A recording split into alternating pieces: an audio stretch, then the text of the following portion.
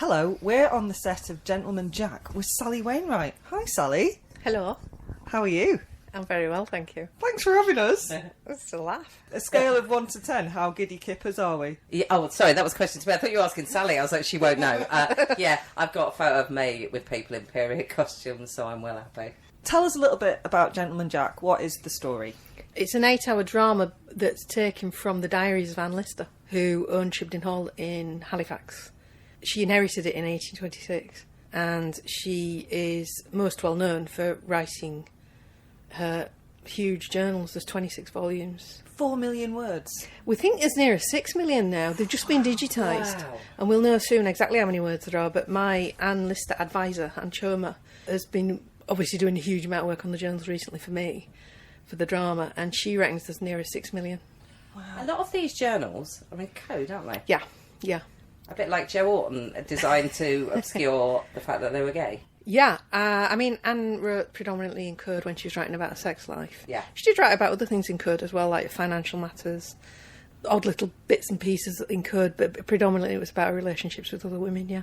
This is a story you've been wanting to tell for quite a long time, isn't it? Yeah, I mean, I've been working on it for 20 years. I read Jill Liddington's book when it came out in 1998, and that's what really fascinated me. And Jill looked at Anne in the 1830s, which is the period of her life that I'm most interested in, because she was a mature woman by then. She wasn't just in her earlier. All Anne's life's interesting. She was this multi-talented and multifaceted woman. She had a lot about her. She was extraordinarily intelligent. She was very capable. One of the great things about Anne Lister that I absolutely adore, it's not the fact that she's this voluminous journalist. It's how just intelligent she was and how uplifting she was. She really believed life was for living, and everything about her exuded a passion for life. She was fascinated by everything. She knew more about medical things than most doctors she met. She studied brain surgery under Georges Cuvier in Paris. She was like ahead of the curve with all her thinking. She was passionate about geology. She was passionate about travel. She was a great scholar. She could speak about 5 languages. And she was a passionate lover. She loved women. She absolutely, it was a really big, important part of her life were her sexual relationships with other women, and she pursued that with, vigour. And there are so many things we should celebrate about Anne Lister, and it's so amazing that we're only just sort of starting to put her out there and people realise who she is, because she's been hidden away for so long because of her sexuality. Yeah. She didn't give a stuff what people thought, though, did she? No, because she thought her sexuality was God-given. She thought it was natural, that she was born like this. She wasn't ashamed of it. I think Anne Lister had really robust mental health, and she had a very good opinion of herself, and I don't mean that in a pejorative way. I mean in the way that we should all have good opinions of ourselves in an ideal world. Isn't it weird that you have to put that caveat in there? Yeah. But it isn't in a pejorative way, but Yeah. particularly for women, to think anything that, that you're doing all right, that you're all right, is like, well, how dare you? Yeah. I mean, for me, that's part of the drama, is I want people to enjoy her being so positive about life. It's, as soon as she bursts onto screen, it's like, well, hey, we're going to have fun with this one. She's got so much life in her, and she's so always sees the best in everything. She has this Panglossian optimism about the world and everything in it, coupled with an intense intelligence. There's nothing naive about it. I think she's a really uplifting character, and the way Saran's playing is just breathtaking. It's just joyous. Yeah, you've got Saran Jones. Yeah. Did you write with Saran in mind? No, I didn't write with anyone in mind, because Anne Lister is, as I say, she's so multifaceted. There's so much to her. She's somebody who could spin so many plates all at the same time. She could charm the socks off anyone. She was a great conversationalist. She would go into a room and everybody would instantly notice her. She'd be 3 thoughts ahead of everyone around her. She had so much about her. So who the hell can possibly play this woman who's got so much about her? For long enough, I just couldn't see her. I couldn't see her at all. So I started writing it kind of blind, because often I do have someone in mind. But then we did have to get down to the practical thing of actually casting someone. And Saran's name came up quite soon, and HBO asked if she would read, because they hadn't seen a lot of her work. They'd only seen, I think, Dr. Foster. So she very kindly, because she's way beyond somebody who has to come in and read. She did come in and read, and she was just amazing. And now, having worked with her for 5 weeks, one of the most amazing things about her performance is she's grasped exactly that. This woman who can do so many things.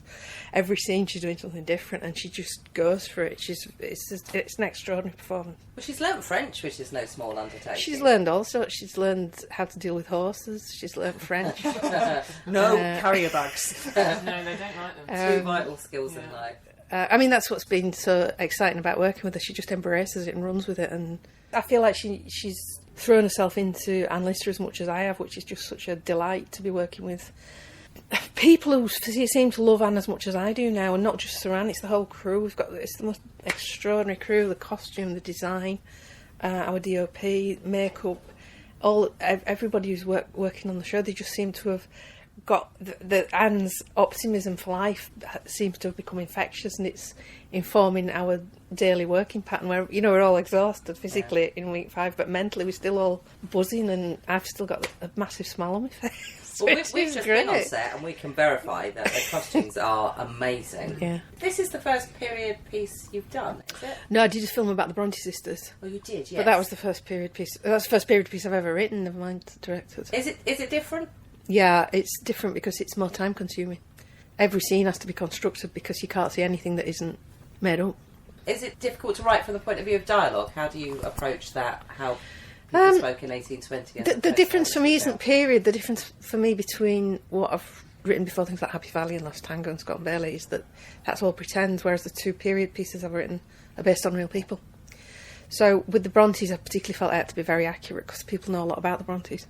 But with Anne Lister, I've taken a few more liberties, partly because people know less about her, and partly because it's an 8-part series and hopefully it's going to continue, so it's half made up. And no, it's not half made up, it's very much based on the journals.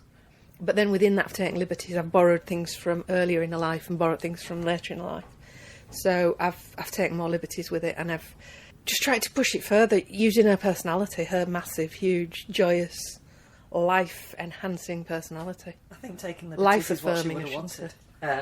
Yeah, I like to think she's smiling on us and she's quite happy that we're doing this rather than thinking we're taking liberties. I think it feels like we've been a bit blessed so far with what we've shot, and it does feel like she's smiling down on us, which makes her sound like God, which of course she is. Because she's like God. I think if you let Anne Lister into your heart, your life will be better. I often think that, which is a bit like God, but there you go. You mentioned HBO, yeah. And so it's a partnership with HBO and the BBC. That's right, yeah. And it's the first one of these that they've done, right? As far as I understand, it's the first time BBC and HBO have co-produced. Yeah. And a woman show. I might be wrong, but I think that's the way it is. How did that come about? I got commissioned by the BBC and then went over to America and tried to find more funding, and HBO were the ones who came on board. They do love a period drama in America, don't they? They do. I hope they'll love this one. I think it's the first time we've got a mainstream BBC primetime drama in which the main character is gay. Really? So I don't know how that will go down with people in America who like period dramas. Well, I was going to say, because they do tend to like Downton Abbey and things like exactly. that. Exactly. So this is a bit different in that sense. Half of them will have been in the closet, though, right? In Downton. Yeah. Well, at least some of them, I would have thought. I can't think of an HBO drama, a period drama. I sort of associate HBO with much more like modern kind of. Oh no, they do loads stuff. of period dramas. Usually it's set in America, like Boardwalk Empire and Deadwood. Carnival. Yeah, they're all period. Is Game of Thrones a period drama? Well, people like when they're defending sexism in Game of Thrones, they like to think so, don't they? It's just how it was at the time. Yeah. All the women had the tits out. And it's just a thing. Yeah. Everyone had a dragon. Is there any after this? I know it's very difficult when you're in the throes of something to think about the future. After this, are there any other women in history you'd quite like to shine a light on? I've often thought about writing about Amy Johnson. Oh wow! She's not quite as amazing as Anne Lister, to be honest. She was pretty amazing, but I don't think anybody's as amazing as Anne Lister. She was a bit of a character. It's a bit scary because I don't know where you go after Anne Lister, to be honest. I might just have to retire. You've peaked. No, no, we won't let you, even if we have to keep you in this trailer. Maybe you could start writing about the future. You've done the past with Anne Lister. You can go forward and predict some more amazing women. Yeah. Yeah, absolutely. Yeah. No, I mean, I think what's interesting about this is that we're bringing to life a woman who should have been celebrated long before now. And maybe there are other women out there who we don't know about, who have lived extraordinary lives, who should have a light shone on them. Do you feel a sense of responsibility in bringing her to life in this way? I try not to, because I don't want to be worthy about it. I mean, my primary objective is always to entertain people. You know, that's one of the many reasons I love Anne Lister. She's really entertaining. Oh. And I think if you want to glean political points from it, it should always feel incidental. I have one last question. Did you ever find out what happened to the man on that bus? No. Because we put the story back out in the world, Sally, and we just wondered if you'd had any comeback from that. No, I Got haven't. in touch. No, that's good. I don't know if that's a good I thing don't or a know bad either, thing. yeah. It's a long time ago. Statute of And, limitations has probably passed. You're probably okay. I know, but it's a kind of question that teases you out of thought, really, because I don't know. Maybe that's your next project. It's a bit scary, isn't it? The man on the bus. Yeah. That's a scary question. What happened to the man on the bus? I've ruined everything. I can only apologise. No, you've upset me now. And on that bombshell, That'd be the point to call it quits. I've just got to say that Sally is laughing, but staring at me in a way that I've got to go down. Thank you so much for joining us and letting us be here. Thank you. Thanks for coming.